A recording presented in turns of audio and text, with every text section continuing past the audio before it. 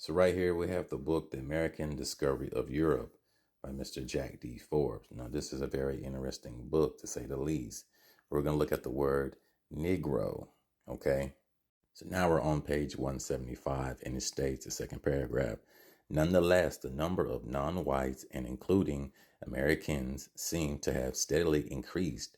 In 1621, 13 Negroes or Indian people, I repeat, 13 Negroes or Indian people. Now, why do they use this terminology, Negroes or Indian people? Because Negroes or Indian, peoples is one and the same interchangeably, right? At least that's what they're stating here in this book. Okay, 6 women, 7 males were sold. So now we're at the etymology of the word Indian, adjective noun, inhabitant of India or South Asia, pertaining to India, 13th century noun and adjective from late Latin Indius, from India.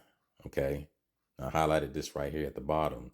18th century through 19th century of inhabitants of the Philippines and indigenous people of Australia and New Zealand.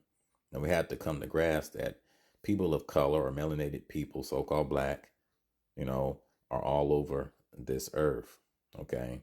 It's only through the Rothschild education system that our people have been brainwashed to believe that we only come from Africa. And there's no shot to my African brothers and cousins and sisters, etc. Okay. But, we've been duped. So-called black or black in general is a straw man's term. Okay. It has no historical meaning or no identification or landmass to point to one specific region for so-called black people. But it's oftentimes through the miseducation system of the Rothschilds, the elite families that control the media, internet, television, radio, newspapers, magazines, etc. They're the ones that give you the historical narrative. You're all from Africa, you're all slaves, etc., etc. So right here we have the word Negrito, and it states, a member of a diminutive Negro race existing in the Malayo-Polynesian region, especially one of the Ates in the Philippine Islands. Now look at this down here. The Negritos were probably the Aborigines of the islands. Okay, so when you see a lot of the depictions of the Aborigines, especially here in the Americas, they were Negroid or so-called black or African American people. Quiet is kept, but a lot of people want to, I think a lot of people are paid off too to discredit or to pretty much, damper the awakening in a sense. So right here we have a picture of Negritos or the original Philippines, okay? And of course, when you're colonized or you're conquered, they're going to label it black or African, so to speak. But it states these native Africans were the original inhabitants of the Philippine Islands. Okay. So these are your Aborigines. So now we're at the 1828 Webster's Dictionary, and it states Aboriginal. First, original, primitive, Aboriginal people are the first inhabitants of a country, the Aboriginal tribes of America. Okay. They were Negroid peoples. Of course, you had Mongoloids as well, certain intermixtures or whatnot. And it states an original or primitive inhabitant. The first settlers in a country are called Aboriginals, as the Celts in Europe and Indians in America.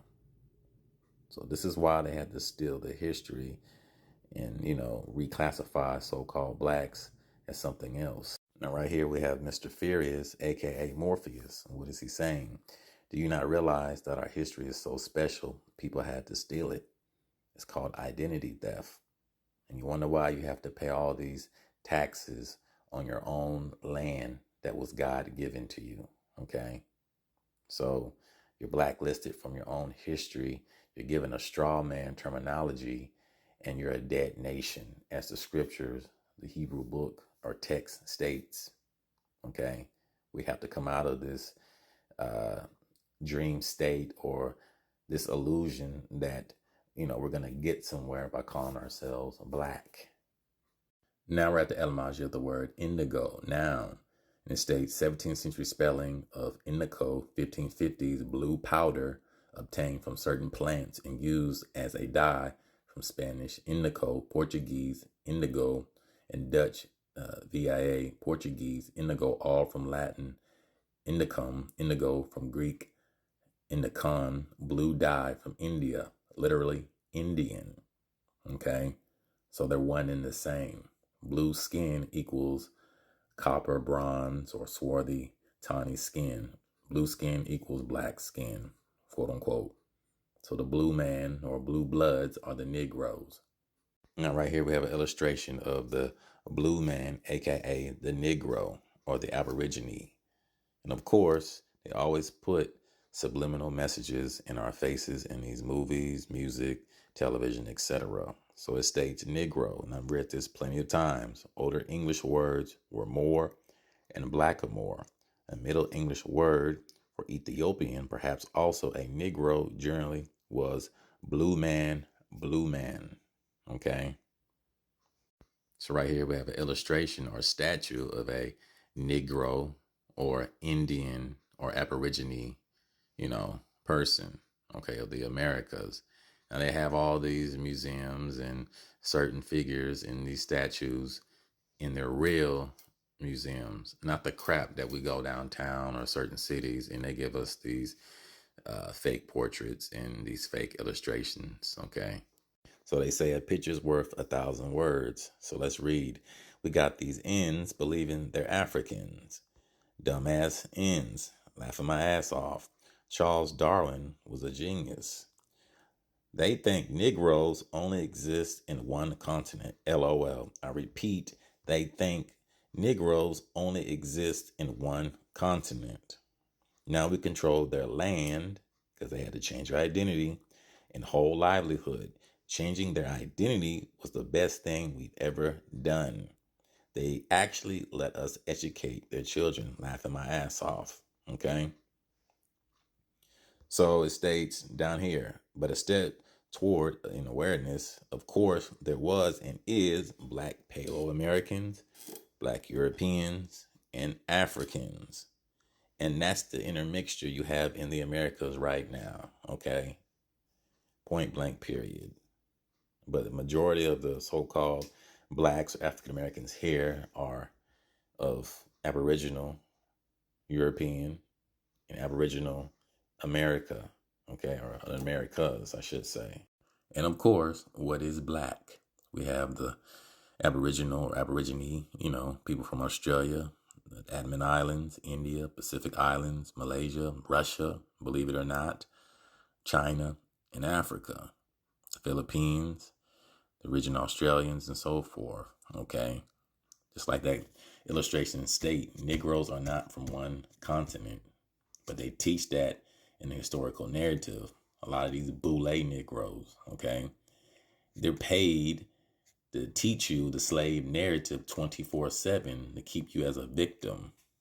So right here we have the book Ancient and Modern Britons, Volume 1 by Mr. David McRitchie. So right now we're on page 8, and it states, in his remarks upon the Aborigines of Tasmania, Mr. Bonwick refers more than once to their kinship structurally with certain prehistoric Europeans.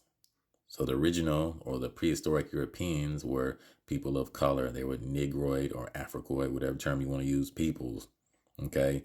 Again, he writes, this tribe of Aboriginal Britons must have more closely resembled the Australian or Tasmanian and then the Labrador or Eskimo. Okay. So they're letting you know that the original Britons, the Australians, or Tasmanians were Negroid or so-called black Aborigine peoples. So what do you expect here in the Americas? Okay. The stuff that you see on television in Hollywood is fake. It's not real. Now we're on page 13. And it states, in addition to the black or brown and yellow races already spoken of as a prehistoric Europeans, there is a theory that a copper-colored race closely akin to some branches of American Indians once inhabited Europe, or rather than the southern parts of Europe and North Africa. Page 7, and it states, a special modification of the Negroid type, the Negritos, only the Andamans have presented skulls approaching or exceeding an index of 80. All of the Negritos crania which have been examined are dolichocephalic. There's that word again. the non-extinct Tasmanians who belong to the most typical division of the eastern Negrito.